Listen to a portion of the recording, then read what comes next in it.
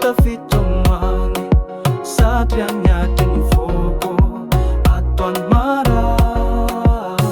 nanambita am'zaho nanao izay nazoko natao fatovagny natin Djely tsisy olo ovey na dia mafira nataonao reny andro araiky anao mbola negnigny Kivy zao tafitomoagny satria agnanan'ny vôko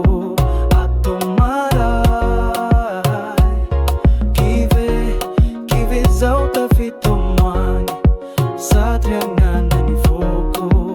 atao maray nanambita am'zaho nanao izay azoko natao fataovagny natin Djely tsisy olo ovey na dia mafira nataonao regny andro araiky anao mbola negnigny niezaka saotagny regny nifezaka saotagny regny ke vatanako ambory tsara fa tsisy olo